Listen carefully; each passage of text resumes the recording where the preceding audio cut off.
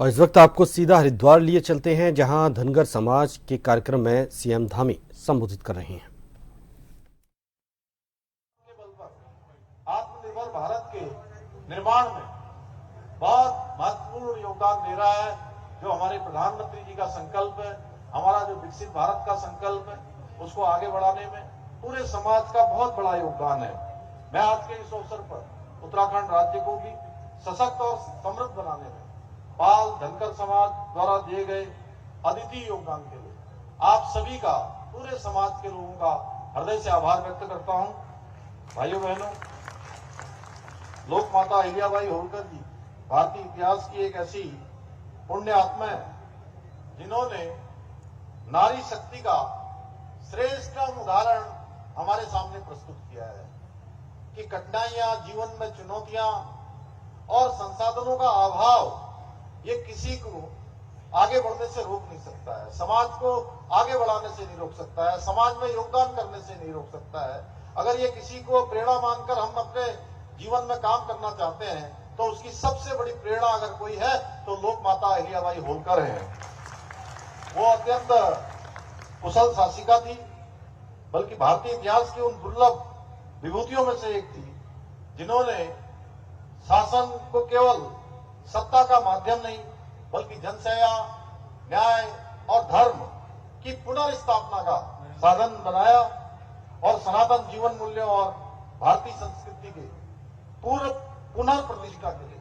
उनका संपूर्ण जीवन समर्पित रहा। अभी मेरे से पहले बोलने वाले वक्ताओं ने जिस प्रकार से उनके द्वारा समाज में और धार्मिक क्षेत्र में काम किए गए, वो वास्तव में उसकी जितनी प्रशंसा की जाए उतनी कम है। चाहे वो काशी विश्वनाथ हो, सोमनाथ, द्वारिका, रामेश्वरम, अयोध्या, मथुरा के साथ हमारे उत्तराखंड में बद्रीनाथ, केदारनाथ, यही हरिद्वार में अभी आदेश चौहान जी बता रहे थे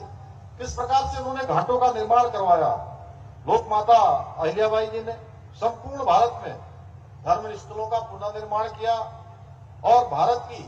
सांस्कृतिक आत्मा को पुनर्जीवित करने का महान कार्य किया। गंगा से लेकर गोदावरी, हिमालय से लेकर दक्षिण के समुद्र तक संपूर्ण भारत की सनातन संस्कृति को लोक माता अहिल्याबाई होलकर ने एक सूत्र में पिरोने का काम किया। यही नहीं, उस कालखंड में उन्होंने नारी सशक्तिकरण की ऐसी अनुपम मिसाल प्रस्तुत की जिसकी कल्पना कर पाना भी उस समय कठिन था। भाइयों बहनों, सैकड़ों वर्षों तक विदेशी आक्रांताओं ने फिर स्वतंत्रता के बाद भी गुलामी की मानसिकता से ग्रसित सरकारों ने जो हमारी महान विभूतियां थी, जिन्होंने त्याग किया, जिन्होंने संघर्ष किया, उनको वास्तव में जो सम्मान दिया जाना चाहिए था वो सम्मान नहीं दिया गया। अभी लोकपाल जी कह रहे थे किस प्रकार से हमारे प्रधानमंत्री जी ने पूरे देश के अंदर ये 300 शताब्दी लोक माता अहिल्याबाई होलकर की जन जन तक ले जाने का काम किया। मैं आदमी प्रधानमंत्री जी का भी आप सबकी तरफ से एक बार जोरदार तालियों से उनका धन्यवाद करता हूं। और पहले के समय में हमारी जो गौरवशाली इतिहास है उससे वंचित करने का काम भी पहले की सरकारों ने बड़े सुनियोजित षड्यंत्र के तहत किया। भाइयों बहनों, लेकिन आज प्रधानमंत्री मोदी जी के नेतृत्व में इस अमृत काल में भारत अपनी सांस्कृतिक चेतना के पुनर्जागरण के अमृत काल में प्रवेश कर चुका है और वर्षों से उपेक्षित रहा हमारा गौरवशाली इतिहास, महान राष्ट्र नायकों के योगदान और सांस्कृतिक विरासत को आज पुनर्स्थापित किया जा रहा है, बल्कि उन्हें राष्ट्रीय चेतना का आधार भी बनाया जा रहा है। हमारी सनातन संस्कृति की पताका